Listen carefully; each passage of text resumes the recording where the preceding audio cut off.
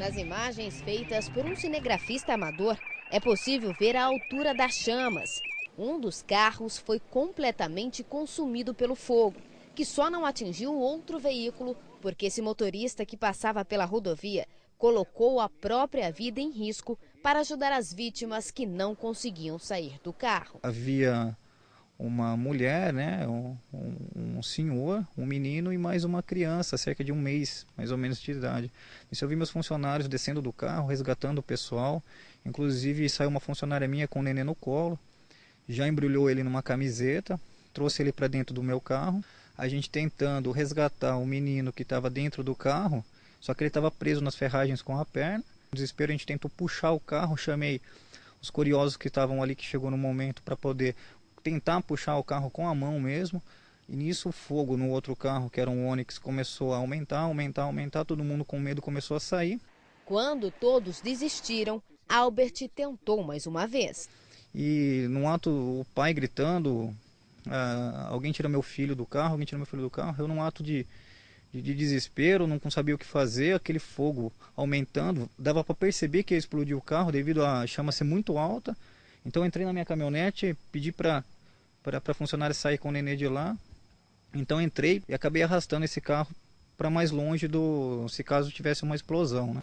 Atitude que, segundo os bombeiros, foi decisiva para o resgate do motorista, que ficou com as pernas presas nas ferragens. Foi uma boa ação, no meu entendimento sim, porque se tivesse ficado na via pública, próximo ao outro veículo que estava em chamas, poderia ter causado outro incêndio. Na dúvida, quando tem risco iminente a vidas, aí sim a gente fala para a pessoa realmente usar os meios necessários para estar tirando as vítimas do perigo. Os feridos foram socorridos e levados para a unidade de pronto atendimento de Sumaré, em estado grave. O bebê de 38 dias e o irmão dele, que dirigia o carro, foram transferidos para o hospital estadual. O motorista do outro veículo foi detido a quase 1 quilômetro de onde o acidente aconteceu. Aparentemente ele estava embriagado. Tudo isso vai ser provado agora no DP com os testes para verificação mesmo se bebeu ou não. Ainda confuso, William Daniel, de 26 anos, não lembrava o que tinha acontecido. Não lembro. Eu só lembro, eu estava na minha preferencial, eu bati de frente, meu carro está no acostamento. O eletricista negou que tivesse ingerido bebida alcoólica. Você bebeu hoje? Não, senhora. Você não bebeu nada? Nada, senhora. Está desnorteado só por conta da batida mesmo? Muito desnorteado. Vocês bateram de frente, é isso? Não lembro, eu acho que sim. A polícia ainda não sabe como o acidente aconteceu. O laudo da perícia deve sair em 30 dias. Uma das hipóteses é de que o adolescente que dirigia um dos carros teria invadido a pista contrária. O William Daniel foi preso em flagrante e vai responder por lesão corporal dolosa. O delegado abritou fiança de 5 salários mínimos e o motorista vai responder em liberdade. O adolescente que dirigiu outro carro vai responder por ato infracional.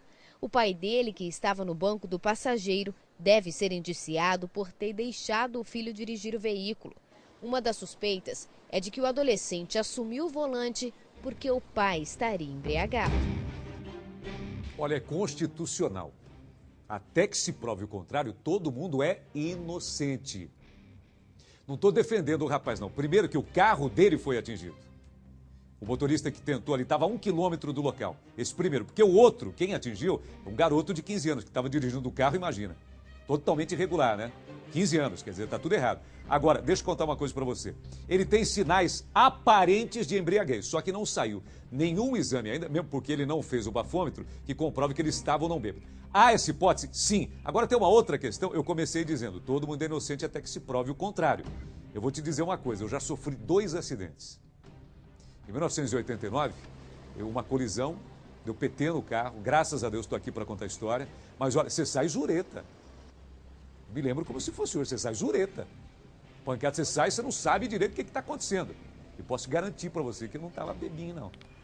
E depois, em 93, eu capotei um carro. Mesma coisa, rapaz, eu fiquei com aquele barulho, capotamento terrível. Fiquei com aquele barulho aquele zunido da lata do carro no asfalto. Fiquei, acho que um mês com aquele barulho no ouvido. Você sai zureta também. Então, a desorientação pode ser atribuída à bebida? Pode, mas pode ser atribuída também, quem sabe, a um efeito ali do acidente. Não se sabe ainda. Isso está sendo investigado, Vargas. E não estamos aqui defendendo o motorista, não é isso não. É só fazendo aqui um parênteses, porque de repente lá na frente sai lá um laudo dizendo que o cara não estava bêbado, como é que fica? E é justamente isso que a polícia agora, no inquérito policial, vai buscar saber. Até porque a situação dele, o estado de choque em que uma pessoa se envolve no acidente, ele mesmo falou, ele estava na preferencial, bateu de frente com o veículo dele, enfim. Tudo isso vai ser apurado, bem como se ele estava embriagado ou não. Mas a questão dele ter sofrido um choque, um trauma ali, é também uma questão avaliada pela polícia. O garoto que ficou preso nas ferragens continua internado, o estado dele inspira cuidados. A mãe também está internado. Está todo mundo lá no hospital de Sumaré, é isso, minha produção? E o bebezinho também, né? Bebezinho também. Ô, gente, você percebeu ali num trecho da entrevista que o motorista, o herói, o principal personagem dessa história, ele diz ali que ele puxou o carro, começou a tirar as pessoas, já pegou o bebezinho e uma funcionária dele já pegou ali uma espécie de cobertor para aquecer a criança, para socorrer a criança até esperar o resgate. Aí, de repente, você me diz, mas tem uma história que a gente não pode socorrer somente os socorristas do SAMU, do Corpo de Bombeiros, da polícia. Não é bem assim. Me dá o bombeiro explicando como o voluntário deve agir num acidente como esse. Preenche a tela para mim. O ideal é levar para o hospital com a cadeirinha. A gente faz o acolchoamento da vítima e leva com a cadeirinha. Então, voluntários que querem ajudar, às vezes, acabam atrapalhando. Nesse caso, a vítima não tinha nenhum ferimento, não atrapalhou em nada. Em um caso que chegar e tiver criança dentro da cadeirinha, tira a cadeirinha do veículo. Por exemplo, nesse caso, pegou fogo no veículo, tira a cadeirinha, mas não tira o bebê da cadeirinha, que vai estar preservando a coluna cervical. Porque é uma questão, gente, é uma questão de pensa uma coisa, se tem um acidente, você verificou, não tem ninguém preso, o carro não está pegando fogo, então é pegar o telefone e ligar para o socorro, evidentemente que sim. Só que o motorista viu ali não foi nada disso.